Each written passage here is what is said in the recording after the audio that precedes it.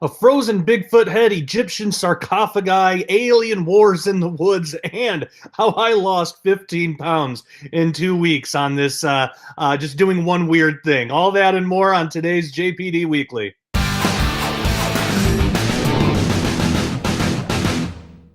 Hey, everybody, Josh Peck here. So if you haven't noticed, I am doing the show from bed because I am 2 days out from surgery. I had some knee surgery. There was an issue with floating cartilage behind my kneecap, and it's an ongoing thing with I have a rare bone disease called Trevor's disease. I have it in my right knee, my right ankle, my right hip.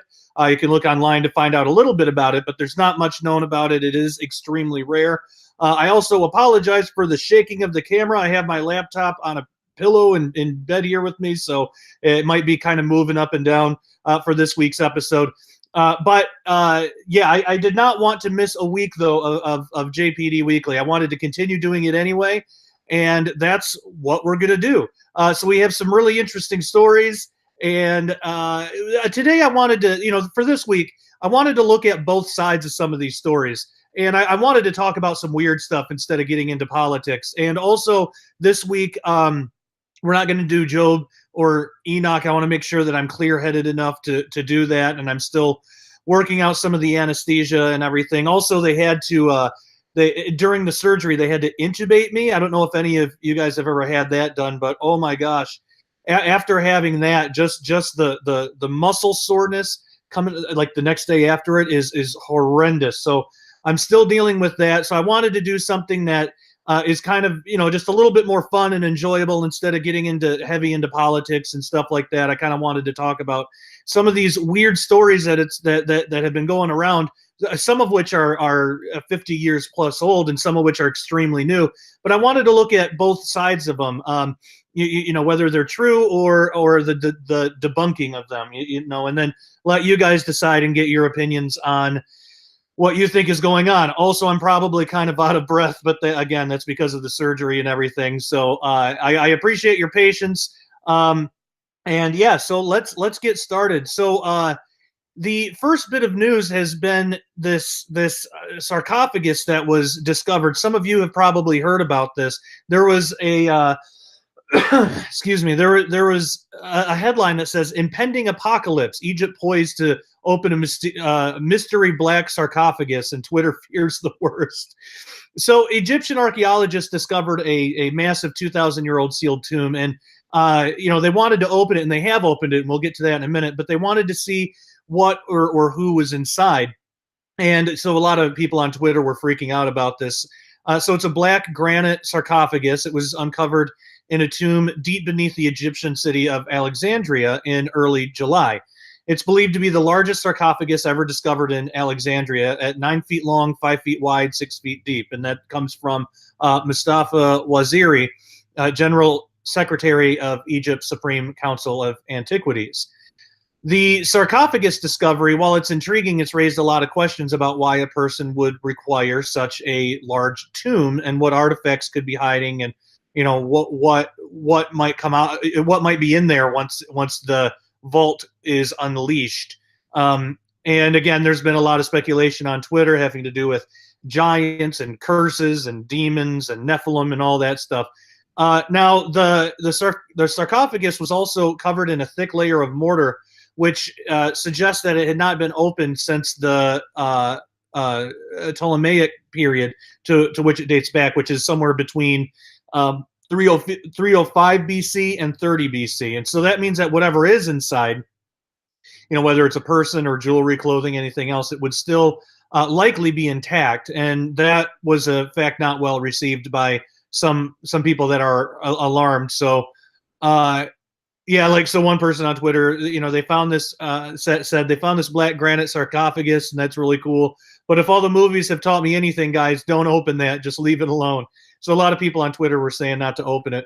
But also discovered in the tomb was an alabaster head of a man, which some believe may represent the person buried in the coffin. And most ancient tombs discovered in Egypt were looted in one era or another, often leaving archaeologists with a limited understanding of the person inside. So this untouched artifact gives the team a rare opportunity to uncover the mummy for themselves.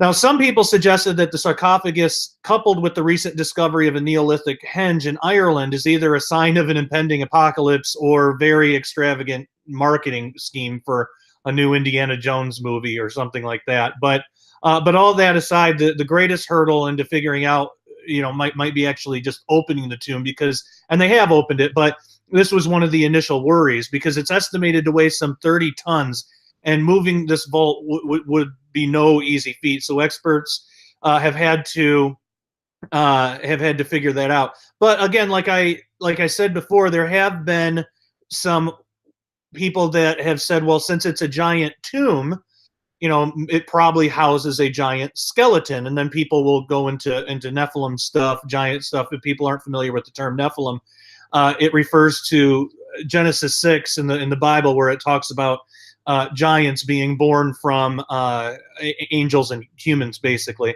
And one of the foremost experts in this field is Dr. Michael Heiser, and he wrote a quick article about it recently, and what this might mean. So I wanted to go through some of that, because I agree with Dr. Heiser here. Mike's a really good friend of mine, and I really appreciate his work, and I think it's much needed, especially in the fringe world that we kind of find ourselves in within Christianity and stuff like this. But so he takes an approach that I appreciate. So I want to talk about what Mike said about it, Dr. Heiser. And if you want to check this out, go to drmsh.com. That's Dr. Heiser's website, and click on the Paleobabble link. You get all sorts of really good information, and it's well sourced, and he's just a really good source of information for this kind of stuff, and really a lot of different kinds. But so he writes that he saw this story, and he wanted to bring about some information that the sarcophagus in the picture is probably only going to turn out to be an external sarcophagus. So, and I didn't know this. This is interesting. Mike says that sarcophagi in Egypt are kind of like those little Russian dolls that are stacked inside of each other. And the point is that you can't tell the size of the occupant by the size of the outer sarcophagus. So King Tutankhamun's body, the body that we have, obviously, the outer sarcophagus was 8.25 feet, and you can actually check that out and verify that's true. The lid was 250.7 centimeters. That's 8.25 feet. But King Tut was not a giant. They X-rayed his body, and his height was 5 feet 11 inches tall. So his sarcophagus, to true height, non-Nephilim measurements, they aren't unique. Egyptologists have measured other sarcophagi from pharaohs and stuff, and the bodies of the kings whom they belong to, and there haven't been any giants despite the size of the sarcophagi. But of course, people like Ancient Aliens and stuff are still going to run with this, as they have. So they have finally opened the sarcophagus, this mysterious black tomb. Now, again, there have been speculations. Could it contain the remains of an ancient Greek leader, Alexander the Great, or maybe even a deadly curse? But, according to experts who have now unsealed it, it's a no to both. So instead, it revealed 3 skeletons and red-brown sewage water, which gave off apparently an unbearable stench. And Egypt's Ministry of Antiquities has appointed a committee of archaeologists to open the relic, which was unearthed at the construction site. Now, according to Egyptian news outlet El Watan, they initially lifted the lid of the tomb by just 5 centimeters or 2 inches before this pungent smell forced them from the inspection scene entirely.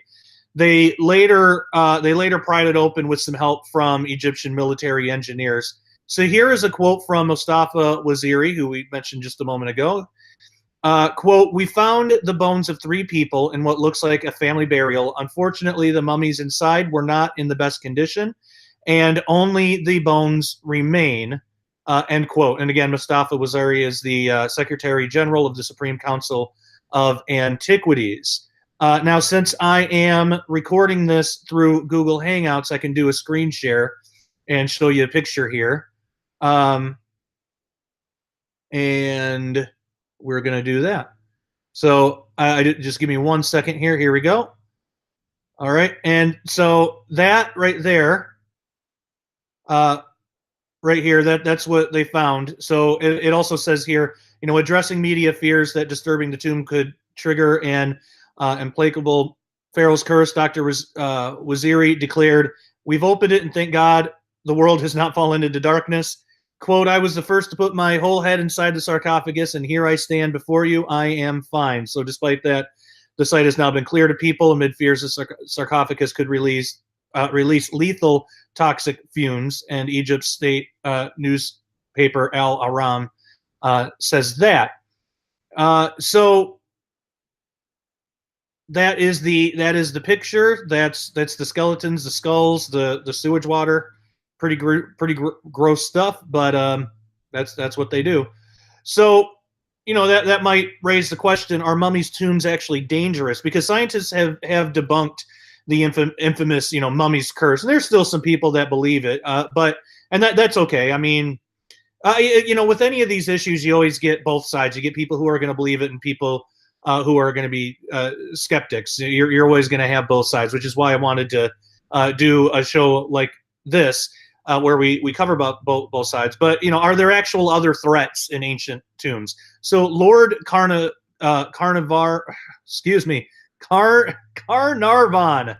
man, the coming out of surgery, it's left my mind a little slower than usual, but that's okay. We're going to push on.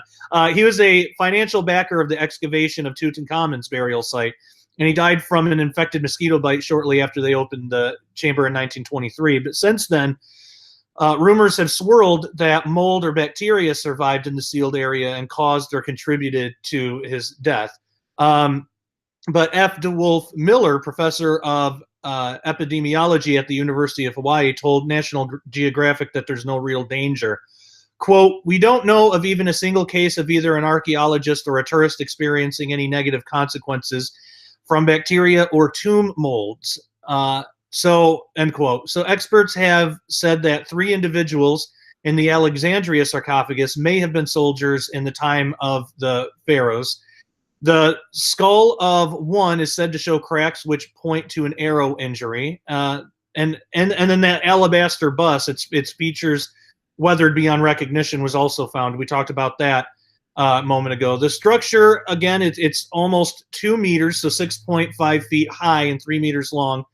And it's the largest of its kind ever found, and it weighs 27 tons or 59,500 pounds. It's believed to date from the early Ptolemaic period, which began in 323 BC after the death of Alexander the Great. So now where are we? Archaeologists will now study the sarcophagus in depth to pinpoint when its occupants lived and how they died. So that's basically everything we know about this Egyptian sarcophagus as of now. So I would love to hear your thoughts. Leave them in the comment section below, and that would be great. Okay, so there apparently has been a frozen Bigfoot head that's been unveiled in a viral video that's been going around, and like everything else, there's 2 sides to this. So the man who showed the world the first thing, his frozen Sasquatch foot, earlier this year, is back with a piece of this monster that is supposedly even bigger and better than the giant foot. It's a head, the actual head of this monster that he claims was once a living Sasquatch before his father killed this huge creature in 1953. Cut it up and froze it until his son found people who would believe the story or needed to raise some extra money or something like that. And apparently that day has arrived because Peter Kane, he was the person who uploaded the Bigfoot frozen head video to YouTube. And his channel describes him as a dog trainer, artist, and comedian who also does political commentary, cooking videos, Bigfoot research, UFOs and aliens, pigeons, and raven husbandry. and hunting videos. So a jack of all trades.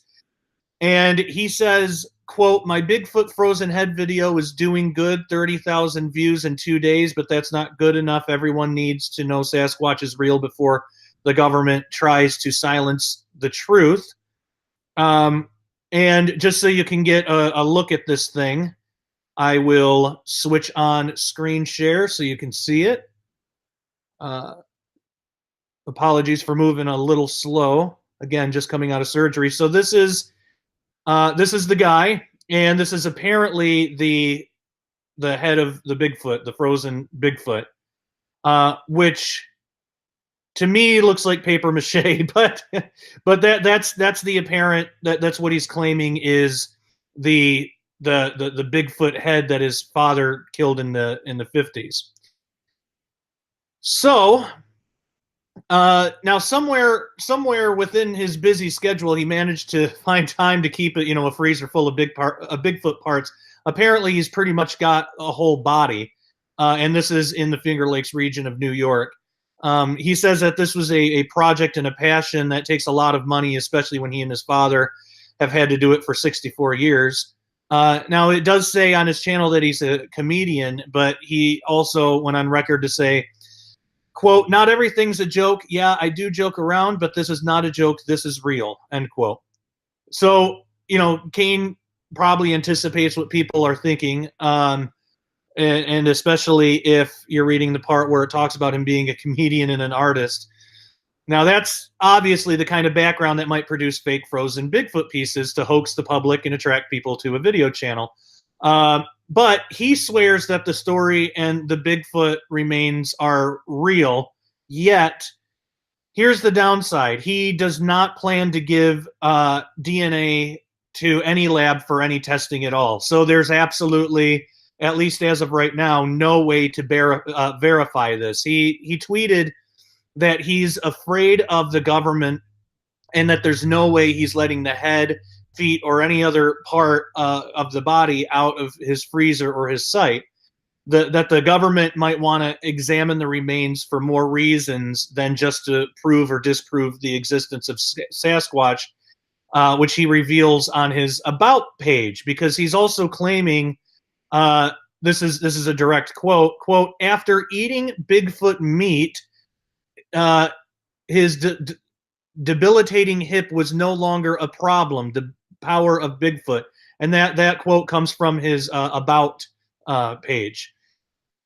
So apparently he claims that he ate some of this thing and it healed him. I mean, it's just, what do you do with that? But he's also saying that okay, he's worked at Cornell University, the Smithsonian, and MIT, and supposedly has proven that Bigfoot is of alien origin. But instead of letting the Smithsonian or MIT help him present his Bigfoot evidence to the world, Kane plans to produce another video showing all of the parts that he hasn't eaten, but put back together, so we can see what it looked like before his father killed it. So he doesn't say much about that part, about his father killing it, but maybe that story will be told when he opens his planned Bigfoot museum and theme park. So we'll see. But from this vantage point, of course, it sounds like this might just be a scam, and might is I think giving it too much credit.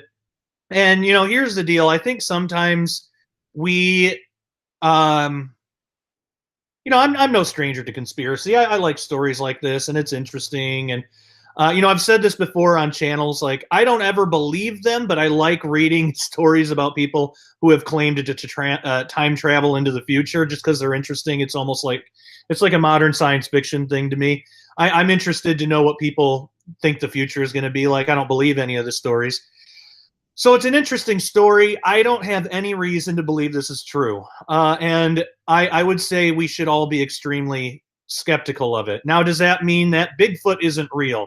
Well, again, I mentioned this in the Bigfoot War video that kind of blew up, which was surprising. But I caught some flack because a lot of people thought that I was saying that I don't believe in Bigfoot, and that's not exactly what I was saying. I was saying I don't know, and I think we should remain skeptical in a healthy way, but still keep our minds open if evidence presents itself, because too many times these claims will get brought up. I mean, books will be written and movies will be made.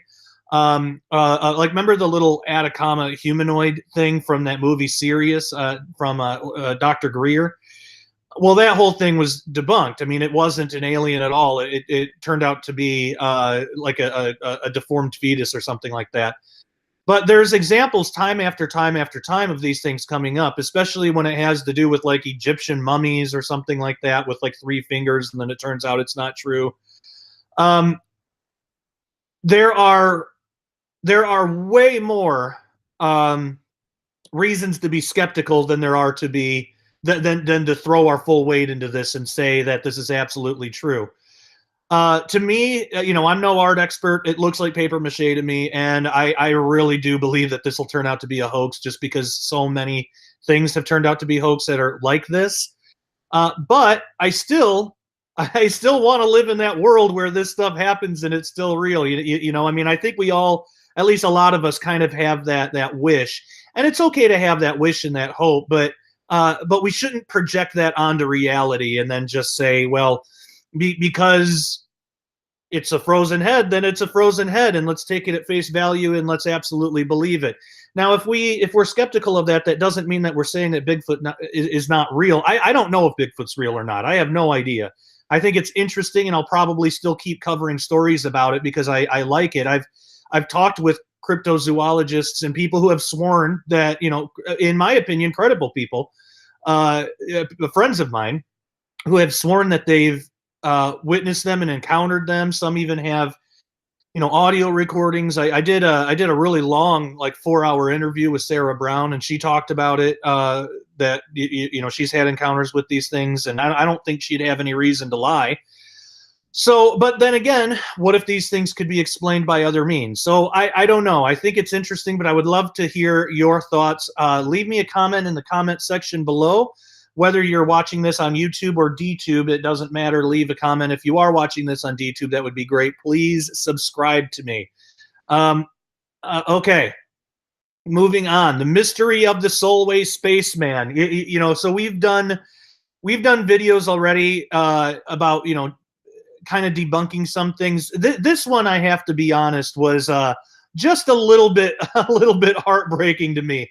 Maybe heartbreaking isn't the right word, but I was a little well, okay, in case I don't want to give the ending away, but in case you haven't heard the story, it's really interesting, and I like sci-fi, like weird stories like this that seem to occur in real life because it's different.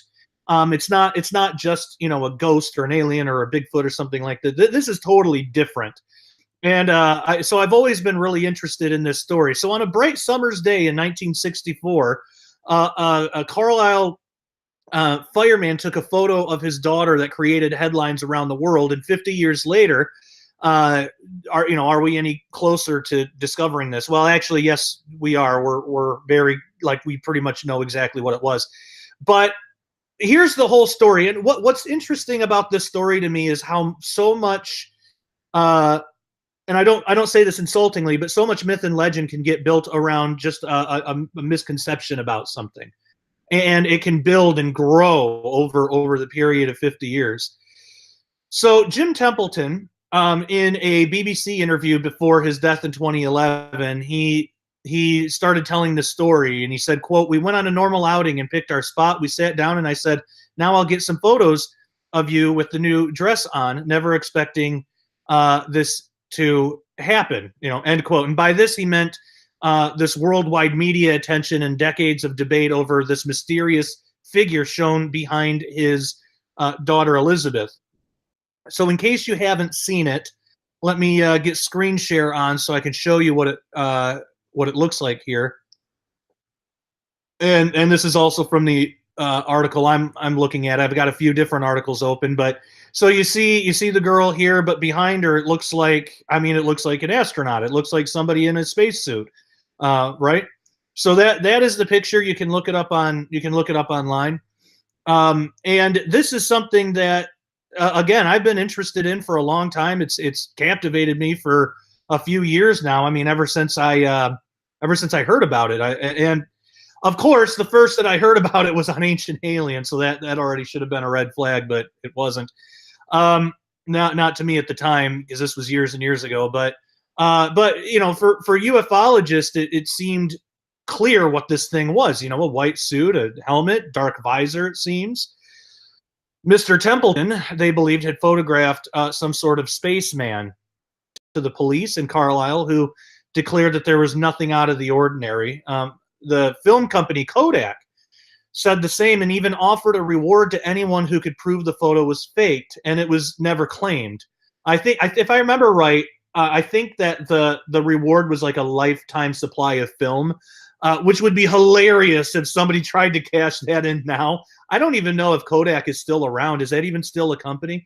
But can you imagine trying to claim that reward now? What are you going to do with a lifetime, you know, full film? But so it's kind of funny. But you know, there's a media frenzy after this that came after it. Dr. David Clark, who's an author on UFOs, was quoted as saying, quote, "It came to the attention of the local paper, the Cumberland News. From there, it ran and ran. It was picked up by the Daily Mail and Express," end quote. So Mr. Templeton began receiving letters from all over the world. Dr. Clark said that some people claimed it was a spirit. Others believed Jim or his daughter had psychic powers that they weren't aware of, and it just got weirder and weirder. So apparently, it was claimed that next came a visit from two men in black who asked to be taken to the spot where the image was taken and referred to each other only as number 9 and number 11. So this is from Templeton. He claimed this. And maybe the strangest turn of events was a link to the planned launch of a Blue Streak missile in Woomera, South Australia. So just days after Mr. Templeton had taken this photograph, that missile test on the other side of the world was aborted by technicians who reported seeing two men in the firing range. Now, upon later seeing the Solway spaceman picture on the front page of an Australian newspaper, they were said to be stunned as the figure looked the same as the figures they saw close to the missile. Excuse me. Now, the plot thickened as the Blue Streak had been built at RAF in Cumbria, just a few miles from where Mr. Templeton photographed his daughter Elizabeth. And as the story gathered momentum, it was also claimed a UFO had been seen at Woomera. So could these incidents really be linked to events in Cumbria? Now, Dr. Clark says no, who has seen the black and white film of the aborted launch. And he says, quote, "I came across all the paperwork in the MOD files about 5 years ago. It turned out the film was at the Imperial War Museum in London. It looked like a triangle of light. It was clearly a lens flare," end quote. Now, as for the technician's claim of seeing two men in the firing range, he said no photographic record of that sighting exists. But regardless, Mr. Templeton's picture has tapped into a public interest fired up by the space race between the United States and Soviet Union at the time. So Dr. Clark also says there was a whole series of photos usually taken with Box Brownie cameras showing flying saucers like you would see in Doctor Who, War of the Worlds, and B movies. But Jim's is a distinctive picture. The image behind the little girl is so obviously like a NASA astronaut, he says. Now, Sarah Spellman, chairwoman of the Association of the Scientific Study of Anomalous Phenomena, or ASSAP, agrees that it was a product of its time. Quote, "It's an interesting curiosity. Once you see it and make that spaceman connection, it's quite a striking photograph." Also quoting, "It struck a chord with the themes of the day, and some of the UFO lore of the 1950s and 60s became attached to it," end quote. So for Dr. Clark, who has a PhD in folklore, stories like the Solway spaceman follow a well-worn tradition. Now, he says ever since the invention of photography, there's been pictures of, you know, angels and fairies and spirits, and a lot were explained by lens flares or have been tampered with, but it fed into a greater spiritualism in the 19th century. He says that if Jim had taken the photo in 1864 instead of 1964, he would have taken it to like a spiritualist church, and they would have said that it was a ghost of some kind. Now, the ASSAP, which has been investigating the anomalous and paranormal for more than 30 years, still receives a steady stream of new cases annually, although the majority now center around claimed sightings of ghosts rather than UFOs. So Ms. Bellman says, quote, "Our ability to analyze has advanced, but so has the ability to fake things. People now have access to Photoshop and CGI. If someone wants to fake something, they don't have to put a cardboard cutout in the garden and hang it from fishing lines anymore," end quote. But, what could explain the Solway spaceman photo? Could it simply be a hoax? Dr. Clark, who met Mr. Templeton in 2002, thinks that it's unlikely. He says that he came away absolutely convinced that he was telling the truth and couldn't explain it himself, although he was less convinced about the Men in Black story. But whoever it was who visited him, Dr. Clark doesn't think that they were from the government. However, the spaceman, Dr. Clark says, is almost certainly not anything of the sort. Quote, "One of the other stills taken that day shows Jim's wife, who, according to him, was standing behind him when he took the photo of Elizabeth. I think for some reason his wife walked in the shot and he didn't see her, because with that particular make of camera, you could only see 70% of what was in the shot through the viewfinder." And, Annie, he argues, which was standing to her back of the camera and the photograph was overexposed, causing her blue dress to look white. And we're going to explore that in just a second. But for Dr. Clark, whatever the truth is, it's more of a reminder of an innocent time, and he's no doubt he's in no doubt about the importance of it. He says that people are now much more cynical about these kinds of pictures, but back in the 50s and 60s, you got a few grainy stills showing extraordinary things, and people were much more surprised and willing to suspend disbelief. Dr. Clark says, "For me, it's one of the most impressive, anomalous images and supernatural investigations, and people will still be talking about it in another 50 years. I might disagree with the last part of that. I do think that this kind of speaks to the culture. I don't think people will be talking about it in another 50 years because I think it's a pretty open and shut case now. But here's that other picture that he took. That's his daughter. Now there's his wife with the dress. So there are multiple debunking sites about this, and usually I don't try to just go for debunking sites because I think sometimes people can be too skeptical and they're too worried about debunking things in any way that they can. But there's at least a couple that make some good points, because again, when you see this picture at first, it seems really like a spaceman, but when you look at the arm here, that's bent real weird. Now, if you try to imagine that this is actually a picture of somebody from behind rather than in front, that arm makes more sense. That arm being bent like that. If somebody is looking off in the distance. Now, there are certain points about this dress here from the second picture, and there's other pictures that go into greater detail that you can find online that really zoom in on these lines here and the style of the dress, and actually show that this exact dress style corresponds to the lines in this supposed spacesuit. This person has pointed out a few different things here. And then you can see him here too. There are better pictures online of this that are more zoomed in, and you can actually see the designs and everything. Or you can even do it yourself. You just download the highest res picture that you can and blow it up. But we got to remember that back in that day, cameras weren't very good, so it was a lot easier for things to get overexposed. I mean, just look at like even in this second picture here. I mean, you're getting some lens stuff here, a lens flare. Like no one's claiming this part here is like a ghost or anything. I mean, some of our cameras today even do funky stuff like that. This person has another theory. I don't really know if I believe in this one, but I figured that I'd put it up there anyway because why not? But this person believes that this thing in the background was because the first one again is saying that this black part here, the visor, is actually the wife's hair. And really, when you do zoom in on it, you can kind of see that.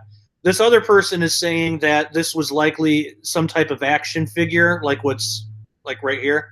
It was some type of action figure that was fastened to the daughter's head with some kind of headband. And I guess you can, he says you can sort of, or he or she, whoever wrote this, says that you can sort of see the headband.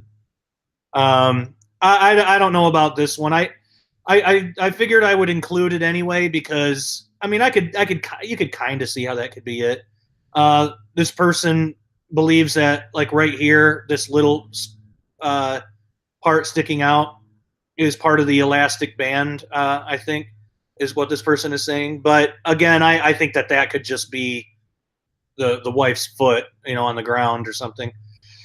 But he's saying that if you do some Photoshop stuff, it looks like that there's a head in the visor.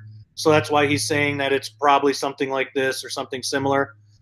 Again, I'm not convinced about this one. I think that it was just his wife, and I think that it was just an overexposed picture of his wife, and we're just not used to seeing stuff like that because our cameras are a little bit better now, where we don't get that kind of overexposure usually. So that's what I think. But the myth is still alive. People still believe that this is true, and that's fine. People can believe stuff, but again, I think that we should go with what the most likely thing is, where the evidence leads. And believe me, this was one I really wanted to be true because it's just so weird and different. And I'm kind of naturally inclined to be more open-minded about this kind of stuff anyway. But again, I really want to get at the truth. And if the truth is that it's just an overexposed photo, well, that's not as interesting. But if it's the truth, it's the truth. And I think that is far more likely. But again, I'm not the only one who believes that, and I know that there are still plenty of people who believe that it's true. So if you believe that it's true, or even if you don't, if you got some other evidence or links or something, leave it in the comment section below. I would love to hear about that. I'm really interested in that. All right, have you heard about the alien war in the woods? Not really a war, maybe a battle. But in 1955, the Kelly, Kentucky alien invasion, and there's two sides of the story. There's the account of what happened, the eyewitness account of what happened, or the supposed events. But there's also the skeptical side of it, and I want to look at both. So again, this is from 1955. So this was in Kelly, Hopkinsville, Kentucky, and the events in Kentucky would actually begin on the night of August 21st, 1955, and are still being discussed and debated today. So apparently what happened is that a family would have a battle with a group of small alien creatures. Excuse me. Again, I apologize for talking a little slow and kind of being out of breath. For those just joining us, I am 2 days out of surgery. So the day before yesterday, I had knee surgery.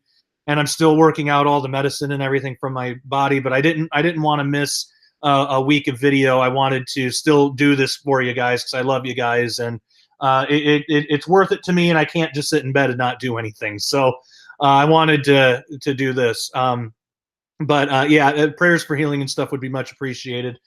Okay, so Billy Ray Taylor and his wife were visiting the Sutton farm on this particular night. Billy exited the house to go fetch water from the Sutton family well. Now, while drawing water, he witnessed an immense shining object landing about a quarter of a mile from the house. Now, he was obviously excited, but also frightened, so he ran back to the house with the news, but no one at first took him very seriously. Now, soon after, strange things began to occur. The family dogs began to bark outside, and the man of the house, Lucky, along with Billy Ray, went outside to see what the problem was. And they were both stunned when they saw a 3 to 4 foot tall creature making its way towards them with its hands up, apparently. The two men described the creature as like nothing they had ever seen before. It had large eyes, long, thin mouth, thin, short legs, large ears, and its hand ended with claws. So Billy Ray fired a .22 caliber rifle, and Lucky fired a shotgun, and the barrage of bullets apparently had no effect on this being. Now, Lucky and Billy both knew that they had to hit their target at that close range, but the small creature did a backflip and then scurried into the woods. The two men went back into the house, but soon another creature was seen looking at them through a window. So they both again blasted away. They ran outside to see if they had killed it, but didn't find anything. But a large hole was later seen through the screen where the shots had actually been fired.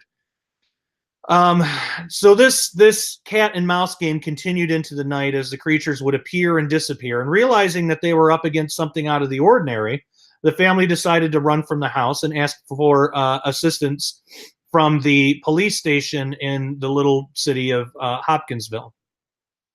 It took 2 vehicles to hold everyone, but off they went. And after hearing their bizarre story, Sheriff Russell Greenwell thought that they were joking. Finally, the family convinced him that they were not making up the story, and Greenwell decided to go to the Sutton farmhouse. So when the police arrived at the farmhouse and searched the area around the house, no evidence of any creature was found. However, they did find numerous bullet holes through the windows and walls of the house. So over 20 policemen were involved in the search. The police admitted that the Suttons, they were not drunk, and they were genuinely frightened by something or someone. Nearby neighbors did confirm strange lights in the sky and hearing of bullets being fired, but nothing else was found, so the police left at 2:15 a.m. Now, after the police were gone, apparently the aliens returned, and the earlier battle was repeated. The gunfire had no effect on the creatures, and altogether 11 people were present at the Sutton family farmhouse. Now, not all of the 11 witnesses actually witnessed the strange events of the night. So June Taylor was too frightened to look. And Lonnie Langford and his brother and sister were hidden during the encounter, which still left 7 witnesses to the encounter. The police department requested the Air Force to investigate the happenings at the Sutton house. They also did a search of the house and surrounding areas, but without any solid evidence being found. Now, the morning of the Air Force search, Lucky and Billy Ray had gone to Evansville, Indiana, on family business. The 5 remaining witnesses of the events of the night before were interviewed by Air Force personnel, giving their full account of the night of terror. The story of the small alien spread quickly, and the Kentucky New Era newspaper published the story of the family's encounter on August 22nd, 1955. Now, in the beginning, most of the public believed the Suttons were perpetuating a hoax, but if this was the case, people, started developing questions like what would be the reasons. They didn't make any money from the story, and only accruing debt by damaging their house. So could all of their trouble have been to get their names on a local newspaper? That doesn't really seem likely. All of the witnesses to the strange events of the night of August 21st, 1955, made sketches of what the creature looked like, and the drawings were practically identical. Now, almost a year later, the case was investigated by Isabel Davis, and she believed that the Suttons were telling the truth. Even famed UFO investigator Dr. J. Allen Hynek believed the accounts of the Kelly aliens and discussed the case with Davis. So this case is still being investigated today, and there have been many books and television specials made relating to the Kentucky events of 1955. And again, this is one of those excuse me, this is one of those stories that's so weird and unusual because it's not a typical gray alien. I mean, they if you look up pictures online, they almost look like elves because they have pointy ears. They sort of do look like the gray aliens, but with pointy ears. And it's very unusual and strange, and it seems like those ones are a little bit easier for people to believe. I'm stuck on this one. I don't know what to make of it. I do want to go to the other side of it and talk about the skeptical end of it and why people are skeptical. To me, if there was any kind of interaction here, If there was, well, I should phrase it. If there's any otherworldly interaction, I don't think it was aliens. I think it would be something spiritual, especially if you're shooting the thing and nothing's happening. I would think that it would be something spiritual. But there's also another way of looking at it. So the first, widely published skeptical work on this episode was done in preparation for the town of Hopkinsville 50-year anniversary of the event at their Little Green Men Festival in 2005. So the town's Chamber of Commerce hired full-time paranormal investigator Joe Nickel from the Committee for Skeptical Inquiry to give a talk on the strange episode. And Joe did his homework, spending a number of days interviewing surviving witnesses and going through the town's old records and newspaper archives. And in addition, the Kentucky New Era newspaper published a special 12-page supplement titled "It Came from Kelly" that included all the paper's past reporting of the event along with some retrospectives. Now, many have the opinion that Nickel's skepticism is well justified. So one of the first things that strike some skeptics about this case is that there's never been any plausible reason to connect the bright light streaking overhead with the creatures. According to a 1955 reporting of the event by Kentucky New Era's Joe Doris, Billy Ray Taylor only told the Suttons he saw the bright shooting star. Only in later retellings of the story by various authors did the element appear of Billy Ray watching a spaceship come down and land. Yet the corroboration by other witnesses in other locales who also saw a fireball has been cited as evidence of a USO. But, where's the logic in that? So such reports are what we would expect to hear. And usually what we do here whenever there's a meteor over a populated area. So the Kappa Cygnids is a minor meteor shower that was taking place at that very time. That's part of the broader Perseids meteor shower. Even the Fort Campbell observers reported seeing this. Now, maybe the facet of the story that's most strongly considered to be evidence of its factual and literal nature is the involvement of the United States Air Force. Previous authors have stated that the Air Force listed the encounter as unidentified, but rather than go on with that, we can see what it actually says in Project Blue Book. So Blue Book's archives are available online and searchable. So you can actually just do a quick search for Hopkinsville.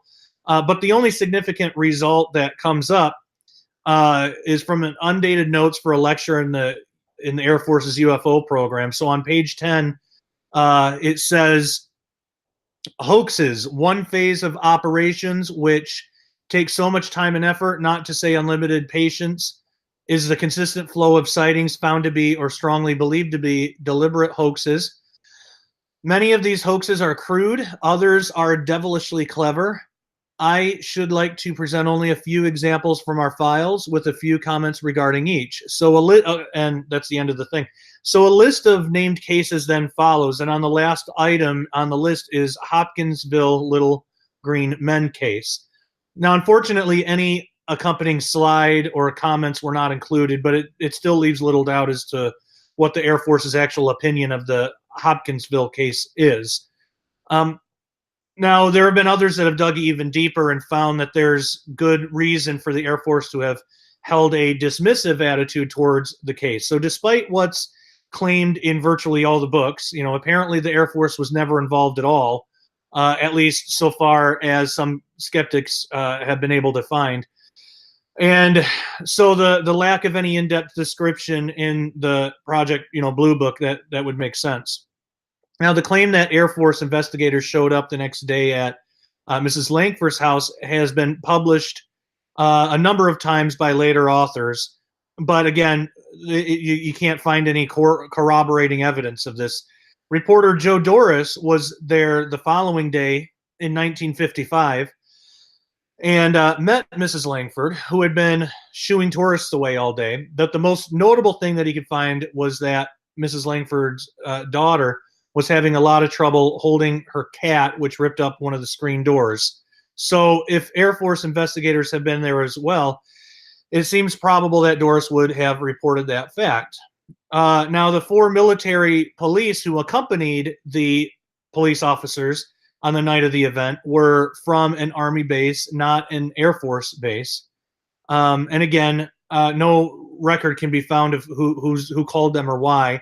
But some assumptions have been put forth that the police requested their assistance for their firepower upon hearing that a gunfight had been taking place. And, you know, many would say that there's no real reason to conclude that there was any official military acknowledgement of an actual alien invasion. And further, it turns out that the magnitude of the gunfire and panic has been exaggerated over the many tellings and retellings of the story.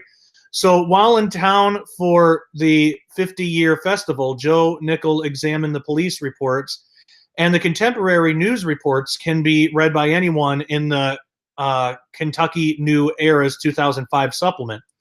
But it turns out that police found only a single hole in one screen, which is consistent with a .22 bullet. Lucky Sutton had a shotgun, and Billy Ray Taylor had a .22 target pistol.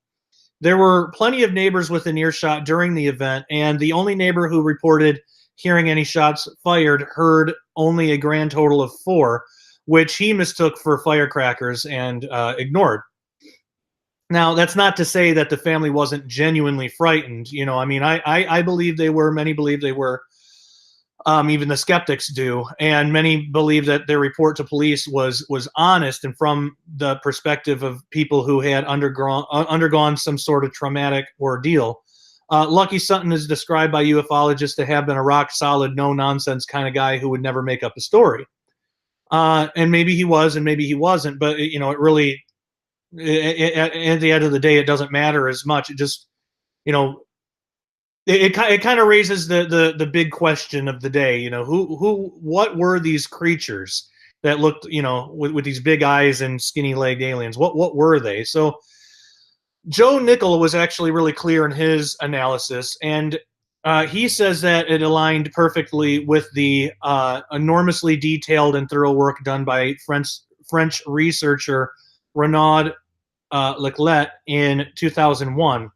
Now, although this might sound kind of cynical and dismissive, there are simply too many similarities between the creatures reported by the families and actually an aggressive pair of the local great horned owls, which do stand about 2/3 of a meter tall, for, you know, most skeptics to ignore. There's too many details that are similar. So despite the reports of 12 to 15 creatures, the families themselves stated that only once did anyone see as many as 2 at the same time. So keeping in mind that the farmhouse had no exterior lighting, the appearance of an adult great horned owl is substantially the same as that of the creatures described by Sutton and Taylor. And Leclet noted that during August, these owls are feeding their young, and they're known to be they're known to belligerently defend their nests and even attack humans who come too near.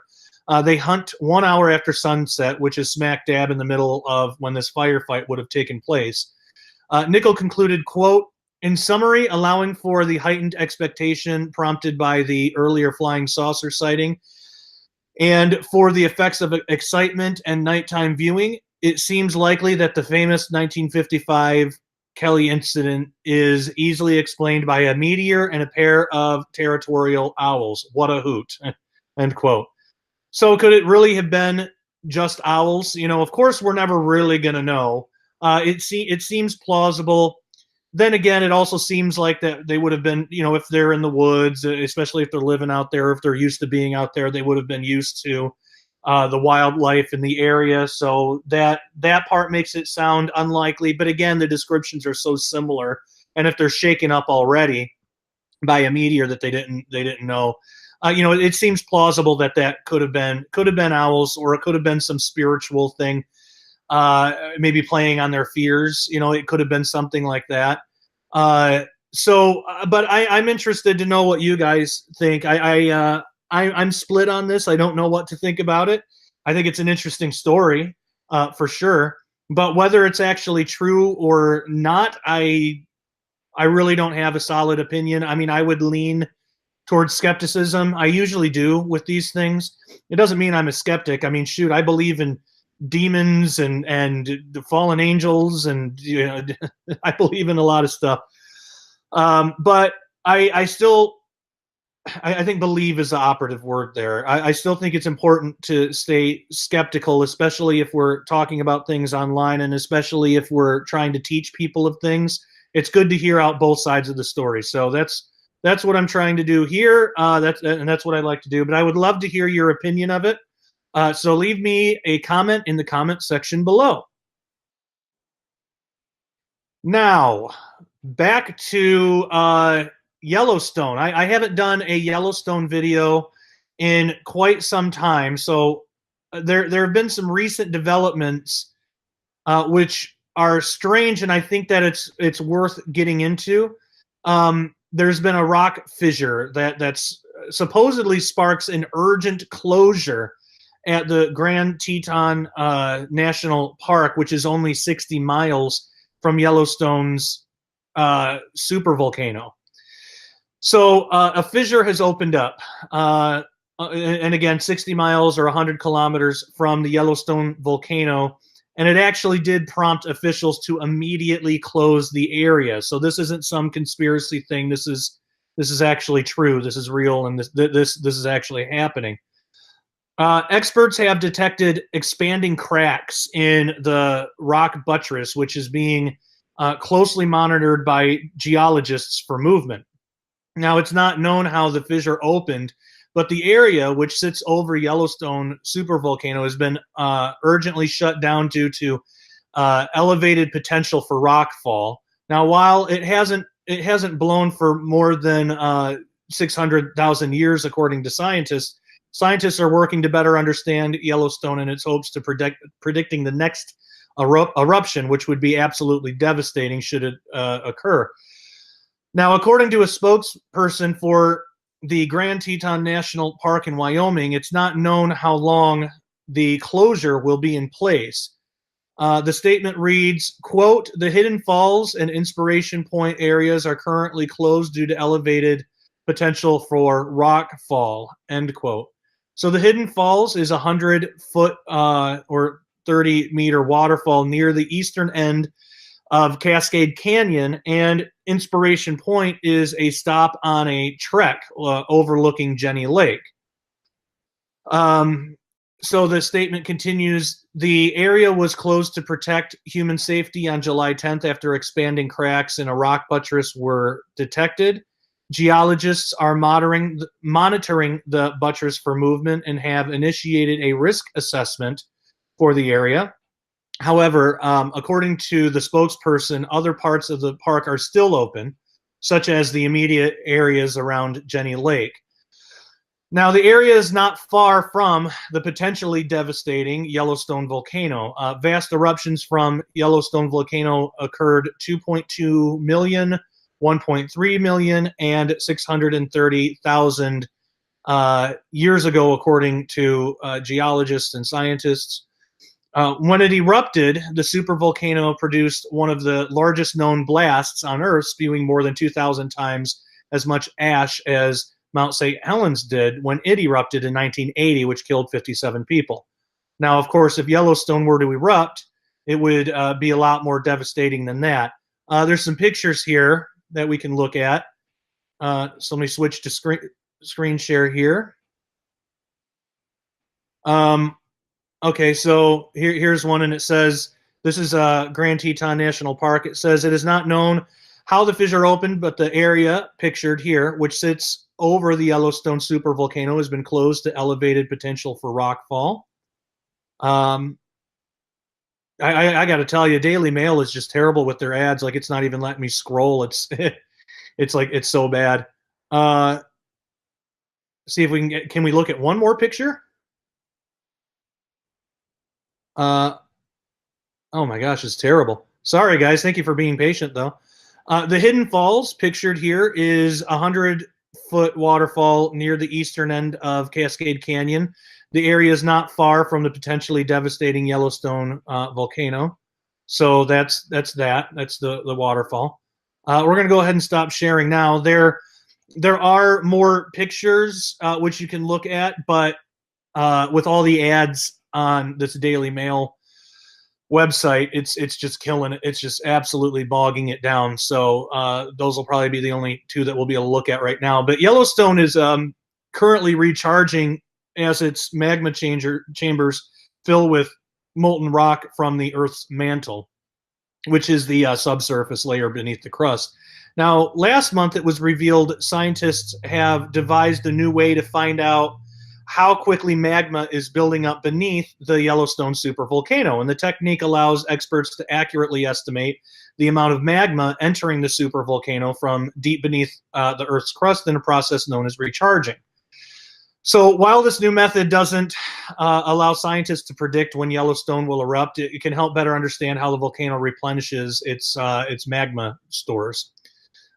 Researchers at Washington State University said these pools of molten volcanic rock built in subsurface magma chambers, that's where they're built, and they're key to the eruption process.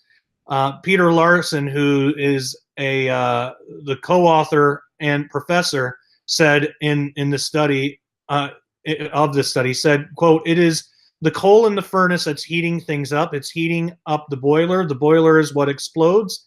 This tells us what is heating the boiler." So once these chambers are filled, the landform could explode at any time, potentially erupting within months or several millennia after a magma recharge. The eruption occurs when the magma chambers burst, which, throwing out as much as 240 cubic miles of magma into the air.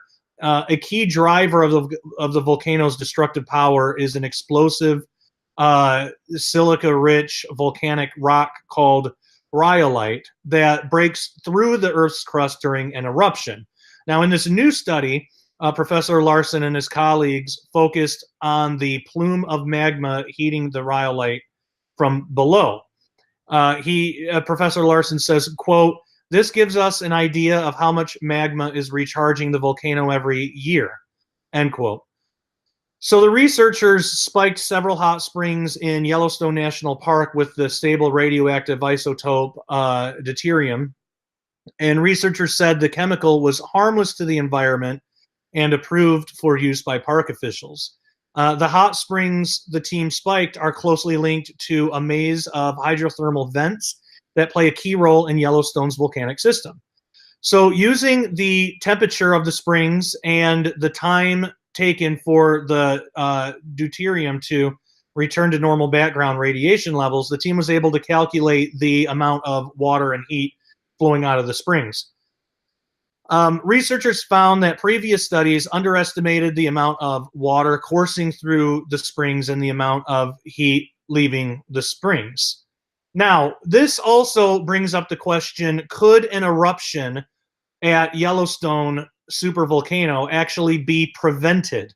Believe it or not, NASA is working on this. NASA believes that drilling up to 6 miles or 10 kilometers down into the supervolcano beneath Yellowstone National Park to pump in water at high pressure could actually cool it. And despite the fact that the mission would cost, $3.46 billion, NASA considers it the most viable solution. So using the heat as a resource also poses an opportunity to pay for the plan, because it could be used to create a geothermal plant, which generates electric power at extremely competitive prices of around 10 cents per kilowatt hour. Excuse me. So there might be reason beyond trying to stop the supervolcano to do this. But of course, like anything else, there are two sides to it, and one would have to wonder: is it worth the resources? Is it worth the money to implement this when there's no real guarantee that it would work? This method of subduing a supervolcano has the potential to actually backfire and trigger the supervolcanic eruption that NASA's trying to prevent. So that wouldn't be good, and that doesn't that doesn't sound like a very viable solution. But this method of subduing a super volcano, could be extremely destructive. So NASA is, I believe this is from NASA, is on record as saying, quote, drilling into the top of the magma chamber would be very risky. However, carefully drilling from the lower sides could work. Now that quote either comes from NASA or it might be from the USGS. The quote is not cited, unfortunately, which is a little annoying. But anyway, so even besides the potential devastating risks, the plan to cool Yellowstone with drilling is not simple at all. Doing so would be an excruciatingly slow process that would happen at the rate of about 1 meter a year, meaning that it would take tens of thousands of years to cool it completely.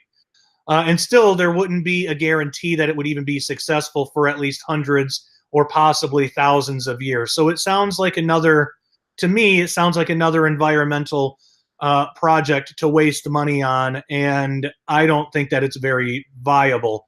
But I don't know. I mean, it's controversial, and I understand that there would be opinions on both sides.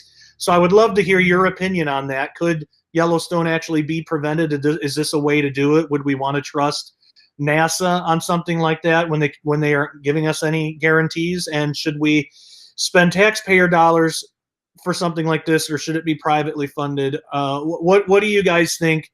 And also, do you think that this fissure thing that has opened up is going to amount to anything? I'd love to hear your thoughts. Give me a comment in the comment section below.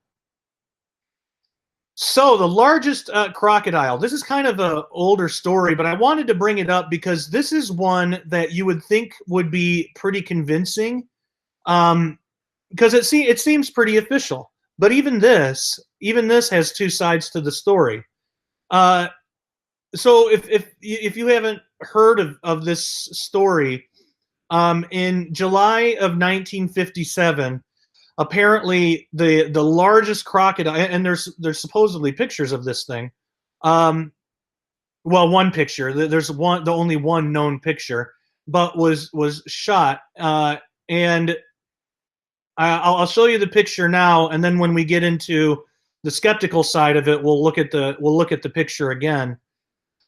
So here's the right here, the Chris crocodile. It's supposed to be the largest crocodile ever shot in Queensland, Australia. So you can see the people behind there, and it looks pretty big.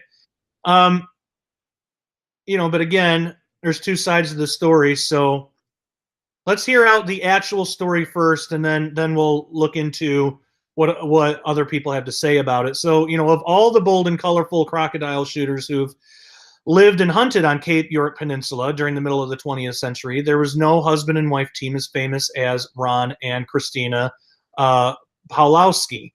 So in July of 1957, Chris, who was an attractive blonde Polish immigrant who was age 30 at that time, killed Australia's biggest known crocodile with a single shot in the banks of Norman River near the Gulf of Carpentaria town of Normanton. Okay, excuse me again. If you're just joining us, I apologize. I'm a little slow.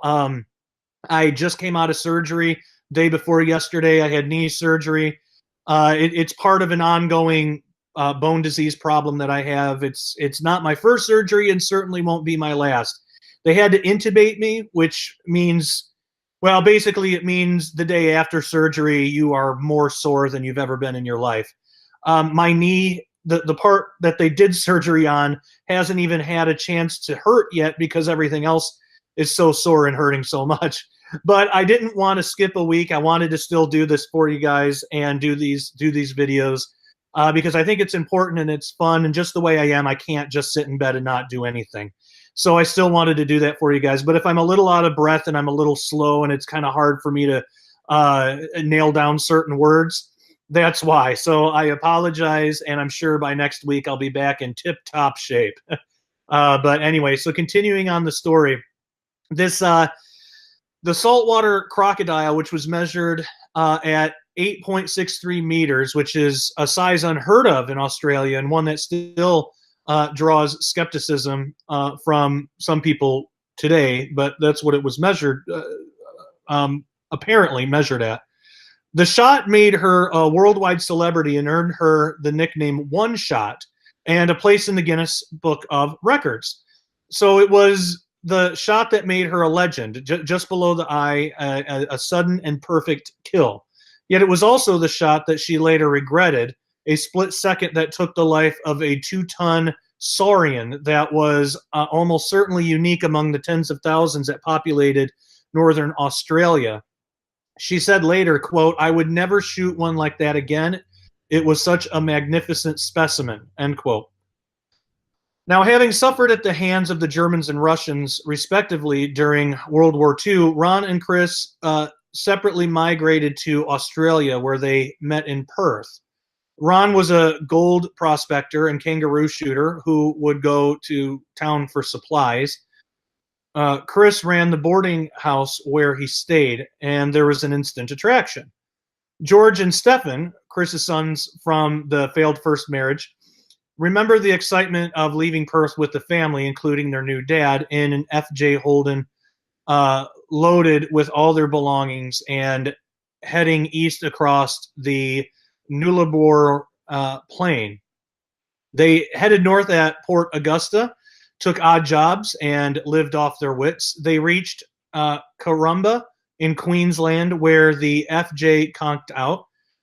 Stranded by the wet season, Ron built a shack and fed his family with fish and wild pigs. He also shot dingoes that attracted a bounty of 2 shillings and 6 pence. The Pulowskis got into the crocodile business in 1956 in an unexpected and dramatic way. Ron was working on his vehicle when Stefan ran up shouting, "Crocodile, Barbara!"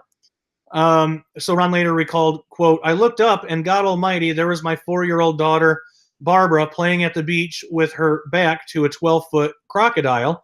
I reached in the car and pulled out my heavy caliber rifle and blew the croc's head apart with an expanding bullet." End quote. Now, George says, quote, "An old timer in the town helped us skin the crocodile. It was a bit of a butcher job, but we sent it off to a dealer in Brisbane and finished off getting 10 quid for it. Now, in those days, 13 quid was a basic wage, so Dad thought we were onto something," end quote. In typical do-it-yourself fashion, Ron built a 5-meter boat out of scrap and timber and named it Joey. To start with, the couple had no idea that what they were doing, but they soon established themselves as efficient hunters. It was hot, dirty, and dangerous work, but Ron and Chris had survived the terrors of war and were accustomed to hardship. Chris soon made a name for herself as a glamorous shooter who wore jungle greens and bright red lipstick. Newspapers lapped up her story. She became an expert taxidermist and established a business in mounted hatchlings. She famously told reporters while sipping champagne during a press conference in Brisbane, quote, "Even though I spent hours day and night wading thigh deep through mud and swamps, it's good to catch a glimpse of my nail polish as I pulled the trigger of the rifle," end quote. That's pretty awesome. Chris also made her name as a crack shot, although she never handled a firearm before settling in Corumba. Ron told reporters, quote, "She was better than me with a pistol, and she was much better with a rifle at moving targets from a boat," end quote. And she could also skin a croc faster than any man, apparently. Ron and Chris developed an interest in photography and journalism, and Ron won an award for photography. One of his documentaries, Women's Strangest Job, featured Chris in action shooting crocodiles in the wild. Ron said, quote, "I went everywhere with a gun in one hand, a camera in the other, and a typewriter in my swag," end quote. Now, by 1956, the Pulowskis had established Australia's first experimental crocodile farm at Corumba, breeding animals from eggs collected in the wild. They also studied their feeding habits and the effects of various types of foods on the crocodile's skin. It was pioneering work, and Ron and Chris became early conservationists. They were convinced that crocodile farms and careful management would preserve the species. So Ron said, quote, "Animal killing had begun to disgust me, as did any other kind of hunting that involved killing," end quote. As a shooter turned conservationist, Ron toured Australia and the U.S. espousing his cause.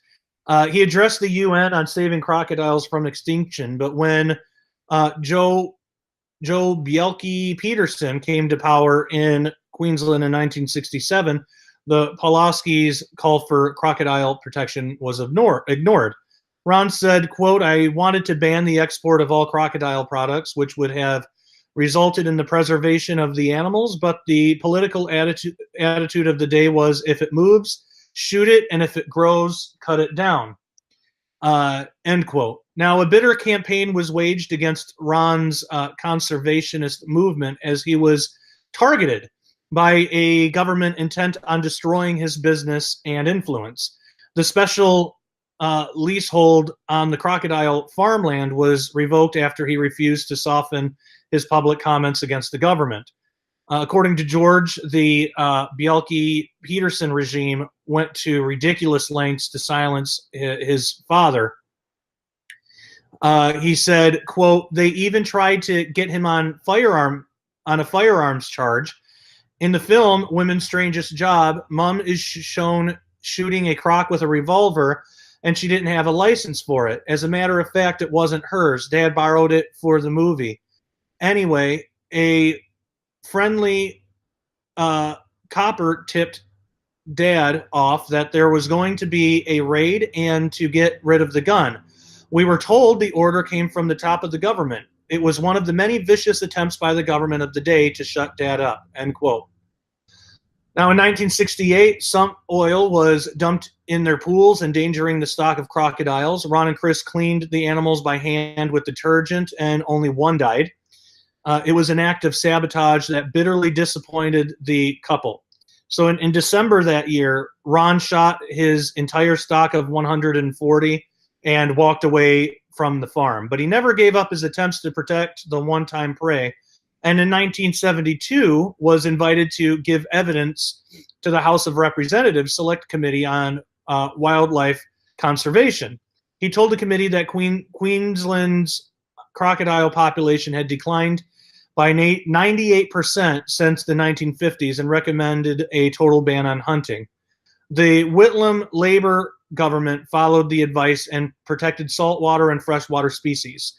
The Queensland government followed suit. We're going to finish this story, and then in just right after that, we're going to get into what the skepticism about the giant crocodile has to say. But just to conclude the story, Ron and Chris estimated they had shot and killed 10,000 crocodiles, and legend has it that Chris only missed 3 times. Now, in 1998, at home near Mareeba, Queensland, the woman who shot the world's biggest saltwater crocodile said that she was really sorry to have ended its life. She says, quote, "He never woke up and he never knew we were there. He was the most beautiful animal," end quote. Ron, the fearless crocodile hunter who made his name as a killer of the species but later became its greater protector, agreed.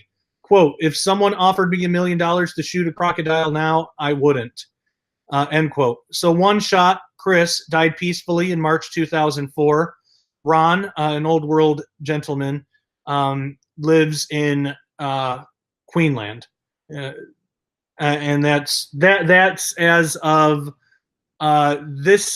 this report, which was back in 2008. So I'm not sure if he is still alive today or not, because the notes that I'm piecing the story from, or getting the story from, is 10 years old. So I don't know if he's still alive, but it's certainly an interesting story. But now, what about the skepticism surrounding this crocodile, this giant crocodile? Is is there good reason to be skeptical of this? I would say that, yeah, there is. So we're going to look at that. Now, again, just to kind of recap, according to the story, a giant crocodile, it was shot near Normanton, Queensland, Australia, and in the Norman River. It was shot July 1958 and nicknamed Chris after the person who shot it. And it was claimed at 24 foot 4 inches, or 8.64 meters. And there is a life-size replica of it at Normanton, Queensland, Australia. Now, zoologist Adam Britton says, quote, "I've never counted Chris because it's just a story. There's no evidence at all to back it up, and it just seems so far outside the maximum possible range for this species that I'd need some pretty solid evidence to believe it. That's why it never appears in any official statistics. The minimum acceptable criteria for record-breaking crocs should include a tape measure along their back because big fish stories outnumber accurate estimates by several orders of magnitude." End quote. Now, the only known photo of the Chris crocodile, as we showed before, and we'll look at it again in a minute, but also notice that the technique called forced perspective was used in the photo, which is a technique that employs optical illusion to make an object appear larger than it actually is. So I'll show that again. We looked at it before, but I'll show that again just to show you what this forced perspective thing is like. So when you have something like this, if you angle it in this way, and especially with the people behind, when you angle it in that way, you can make objects look bigger than what they are. Now, who knows if that's what was intended in this picture? We really have no way of knowing that was done on purpose, or if it was just done to fit, if it was done at an angle to fit the whole thing into a picture. We don't know that. So there's reason to be skeptical of it, but there's also reason to say, well, there's no reason to be skeptical of it. So we just don't know. There's no real evidence besides this picture, and the picture itself is sort of suspect. So it's hard to tell. Hard to tell for sure. You really can't tell for sure, but it's an interesting story, and it was kind of fun going through their life story with this whole thing with crocodiles and everything. But what do you think about giant crocodiles? That also, there have been accounts that from like people in the Amazon and whatever that say, or in Africa that say that they've seen living dinosaurs. Even I don't know about all that, but it's interesting to think about. I know my wife Christina absolutely believes that's true, that there's living dinosaurs today. I don't know if I do or not. I think maybe. I mean, like with anything else, I would like to see some evidence, but I certainly would not be rude or discount somebody's eyewitness account of it, because again, I mean, even with UFOs and stuff, my wife's had a few different strange encounters, and she has no reason to lie to me about that. But anyway, I'd like to know what you think about the possibility of like giant reptiles or giant amphibians or saurians or whatever being alive today. Leave me a comment in the comment section below. So I'm very new into this, but I want to tell you how I actually lost 15 pounds in 2 weeks. And it's not from my surgery. It's not from my knee injury. I have been laid up for a couple of weeks, but because of that, I haven't been getting any exercise at all. I mean, I kind of have a sedentary lifestyle anyway. I don't get a lot of exercise. I work at a desk and I work a lot, but I'm always working. But the type of work that I do means that I do it sitting down. There's not a lot of opportunity to really be active. That coupled with the bone disease that I have, it's called Trevor's disease. I've talked about it in other videos, but it's basically a rare degenerative bone disease that causes abnormal bone growths and causes floating cartilage and just lots of problems. Because of all that, I'm not a very active person. So, it's obvious that, I would be overweight. So I started a new thing. When I started this July 4th, and I was at 285. I was 285 pounds, and I'm about 6'3". So, 283 on a shorter guy would probably look a lot worse than it does on me. But I was at 283, 285, excuse me. But still definitely needing to lose weight, and I didn't really know how to do it. I'm also the kind of guy that the simpler something is, the better. That's why I've had problems trying to adopt a ketogenic diet. I've tried it. I just can't keep track of everything. My mind is too full with stuff having to do with work and kids and a whole bunch of other things that are going on. And bone disease stuff, when my next surgery is going to be, and just all that kind of stuff. Adopting a whole new way of eating that's not simpler than what I was already doing would just not work. I mean, there are times that I won't even go out to social events with my best friends or family because I don't want to deal with the scheduling of it. It's just kind of the kind of person that just the kind of personality I have. I'm also kind of an introvert by nature anyway, so that adds to it too. But I was watching a Jordan Peterson interview on Joe Rogan's podcast. I was watching it on YouTube, and Joe Rogan was talking with Jordan Peterson, and Jordan Peterson, if you're not familiar, I actually have his book right here, right by my bed. 12 Rules for Life. Phenomenal book. I highly recommend it. But you can look up about that. Again, if you're just joining us, I apologize for being kind of slow moving and kind of talking slow and stuff. It's just I just had the surgery 2 days ago, or the day before yesterday, and my body's still working through the medications they gave me, and they had to intubate me, so all my muscles are extremely sore, and it kind of hurts to breathe and stuff, but it's okay. I'm doing great, and it's going to be fine. But so I had injured my knee going up the stairs because I have cartilage floating around in there, and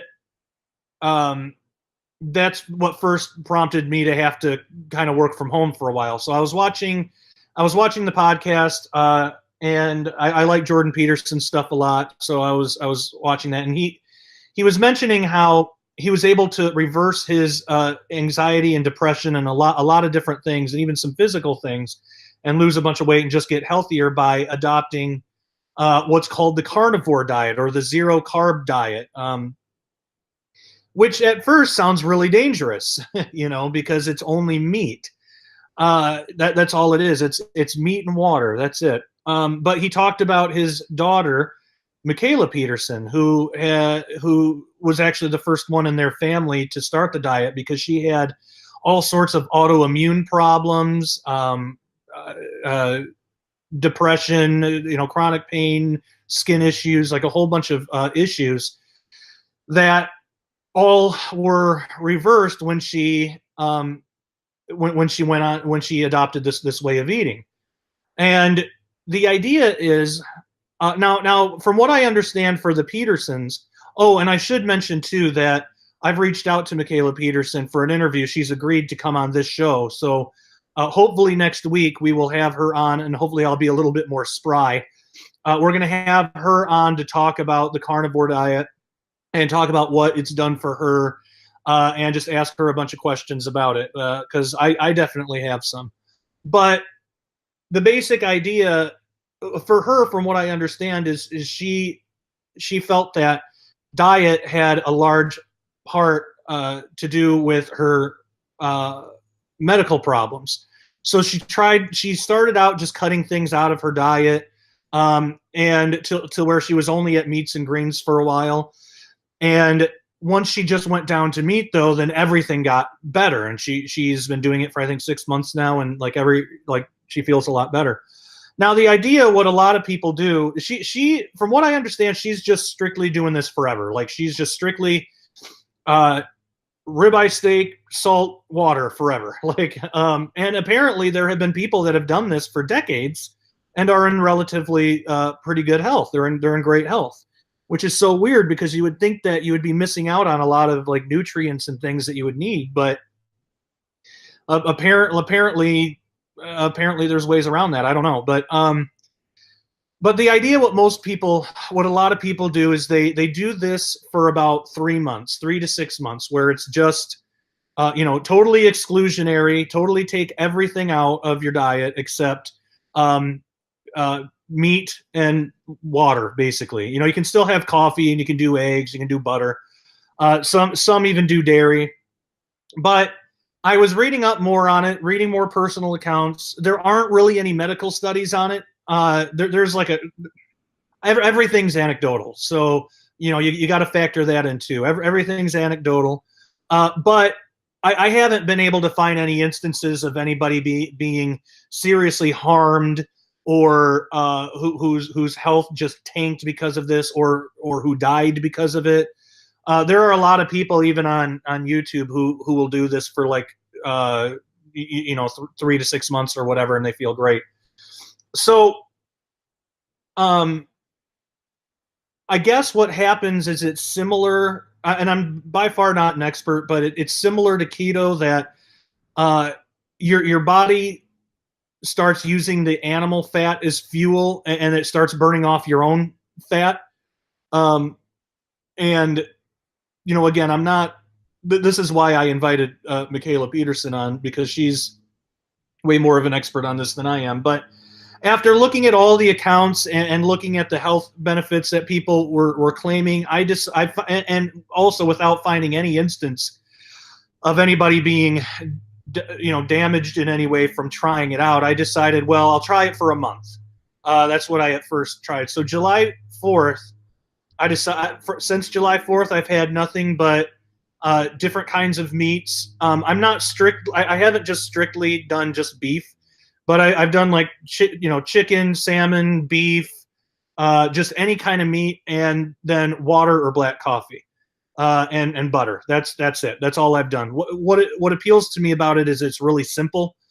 It actually takes a lot of the pressure off mealtime. It makes my life a little simpler doing this. So that's an added benefit. That was kind of a selling point for me. Also, before doing this, for the past few months, I've been having this really weird problem sleeping, which I had never had before. I've always had certain issues sleeping, but this one was a new one. Every night I would fall asleep for 5 or 10 minutes into a really, really deep sleep. And then I would wake up and be up for hours. Now, during those hours that I was up, I would just be incredibly fearful and scared. Like I would feel like something bad was going to happen. I would feel like somebody was breaking into the house, or I would jump at every noise, or I would feel like I would have to go and check on the kids and make sure they were okay. And this was every single night. My mind would just obsess over thoughts of people breaking into the house and murdering us in our sleep or something like that.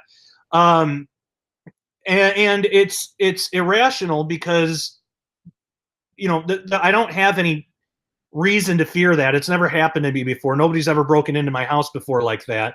Also, we're well protected. We live in Missouri, and it's very easy to get firearms and things like that. We're very well protected here.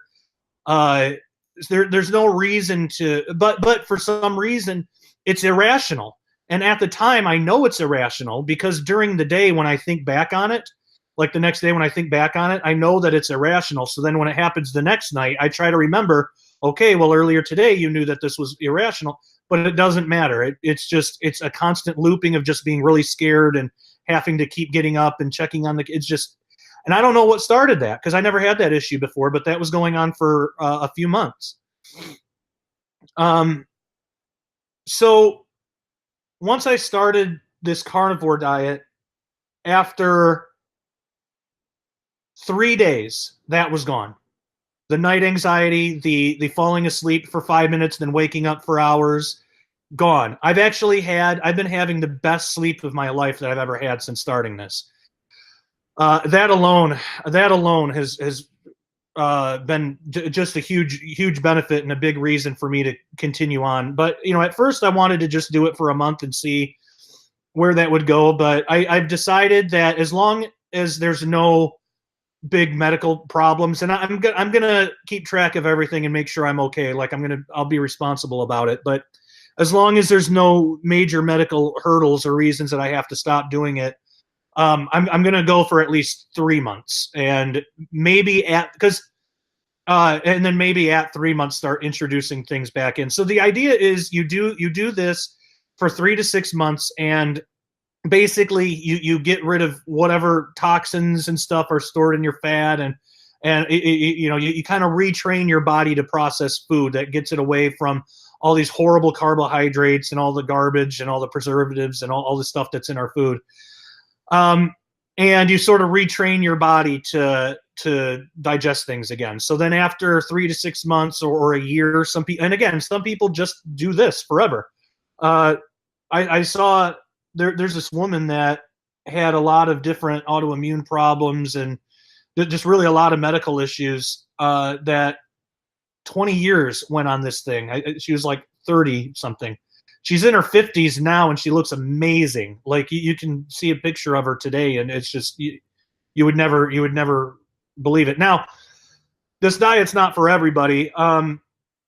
I think that different people's bodies are made up different ways, and that probably different diets are going to work better for different people. But for me, another reason this appealed to me is because every morning I would wake up and I would have to eat.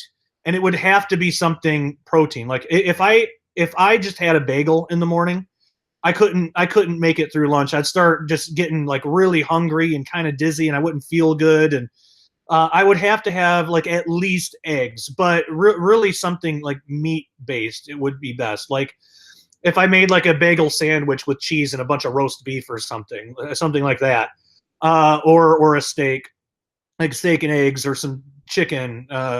Something like that, or even sometimes like a microwavable burger or something, as disgusting as those are. But when you have to, when you're working so much and don't have a lot of time to cook stuff, it's easy to adopt really poor eating habits like that. So I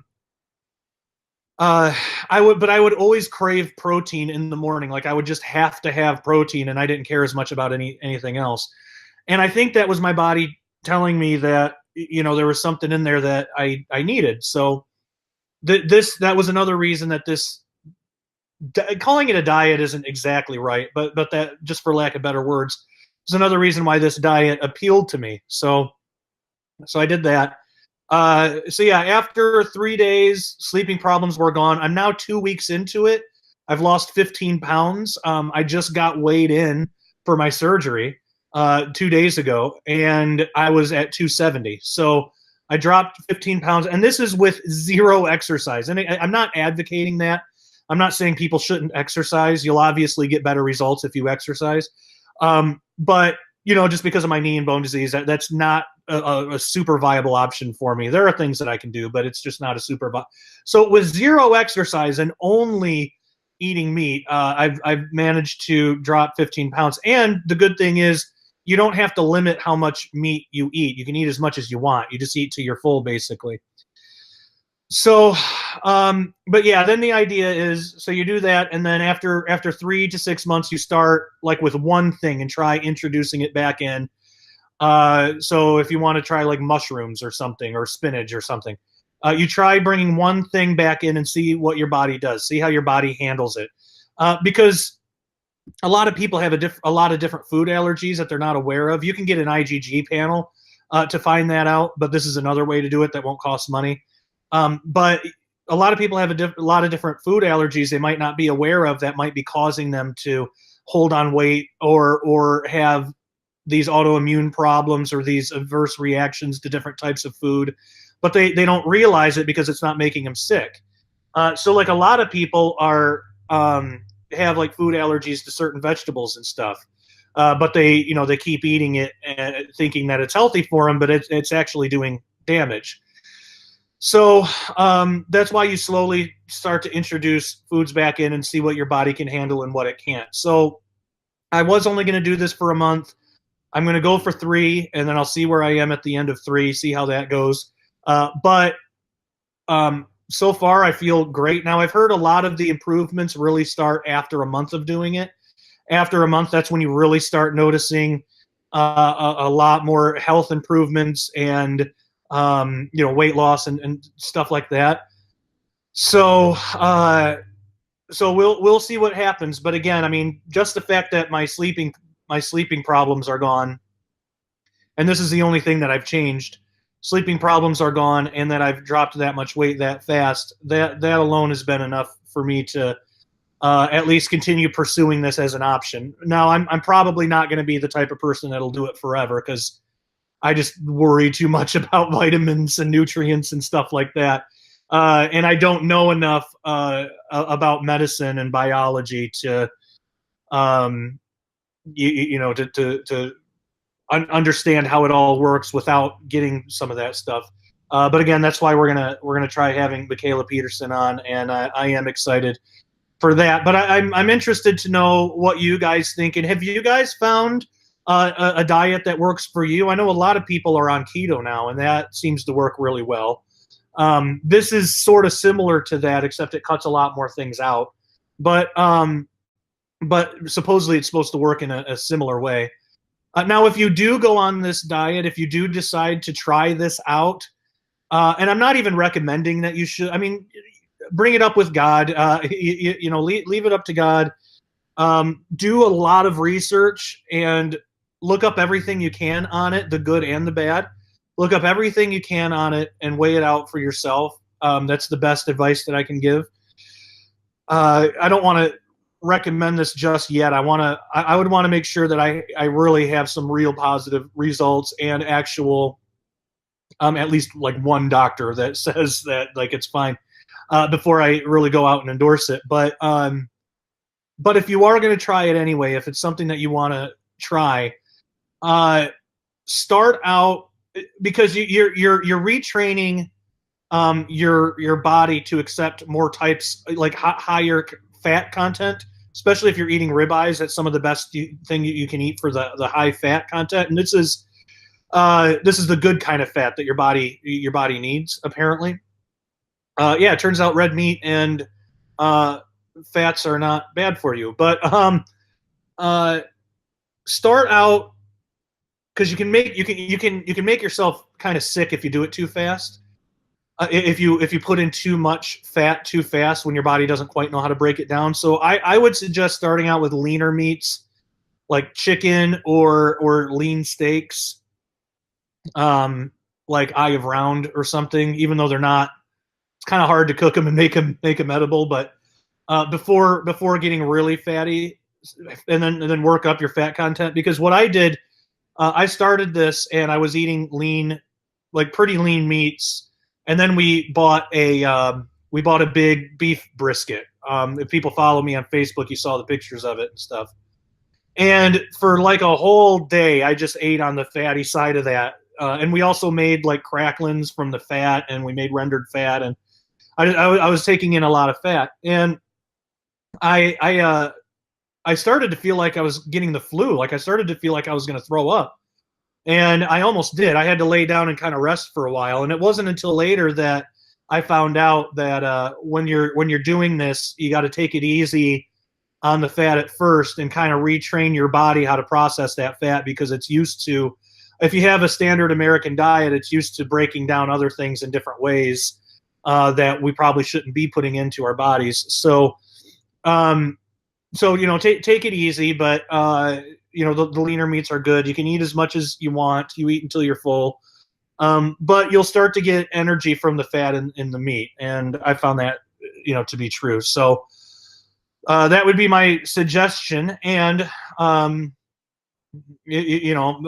I'm curious to know if any of you out there have tried it. And if so, what do you think about it? Do you think that this is just crazy and, because people have brought up like, well, what aren't you going to get scurvy or something? And I guess there's reasons why you don't get scurvy if you're not taking in carbohydrates. I don't know the exact science behind it, but there's stuff online about it that people can read. But do you think that this is just really unhealthy, really bad idea? Do you think it's good? Do you prefer keto? Do you prefer? Is there some other way of eating that you prefer? What has worked for you? I'm not usually one that is going to ask the audience for like health advice, you know, and I'm not really doing that. But just leave me a comment. I am curious to know what stuff has worked for you, because I've heard people who have messaged me personally and said that they've adopted a full-blown vegan diet and they've been able to reverse a lot of their issues. So I'm wondering if the diet itself matters, or if it's just exclusion, if it's just getting rid of the bad stuff that we're putting in our bodies, that's the most important thing. I don't know. But that's something that I'm going to continue pursuing, looking into, and I'm curious to know what you guys think about it. So I would love it if you could leave me a comment in the comment section below. All right, well, everybody, we made it through. This has been a lot of fun, and thank you for sticking with me through all the slow talking and everything. You know, again, the surgery, all the stuff. But I appreciate you spending time with me. What an absolute blast. I love you all so much, and until next time. Take care and God bless. You can help fight against censorship by making a one-time donation or setting up a monthly donation to Josh Peck Disclosure at joshpeckdisclosure.com/donate. Or for as little as $1 a month, you can become a Peck patron by heading over to patreon.com/joshpeck. As a Peck patron, you will be entered into contests to have your content featured on the Josh Peck Disclosure homepage, contribute chapters to a collaborative book with Josh Peck, and win a special Josh Peck collection full of materials worth hundreds of dollars. Also, for as little as $3 a month, you will have access to free downloads of Josh Peck books such as Quantum Creation, Cherubim Chariots, and more. Josh Peck Disclosure is viewer funded. Head on over to joshpeckdisclosure.com for more information. Right now, head on over to joshpeckdisclosure.com, the central hub for everything Josh Peck Disclosure. Every day you'll get brand new videos, podcast updates, and more. Make sure you subscribe at youtube.com/joshpeckdisclosure. Also, make sure you click the bell and select the option to always be notified when a new video is released. Follow Josh Peck Disclosure on Twitter at JPDisclosure and get involved with the show on our official Facebook page at facebook.com/JoshPeckDisclosure. If you're on Steemit and prefer DTube, follow Josh Peck at steemit.com/@JoshPeck and make sure to upvote all Josh Peck Disclosure DTube videos. Keep checking back at joshpeckdisclosure.com for news, information, updates, and more.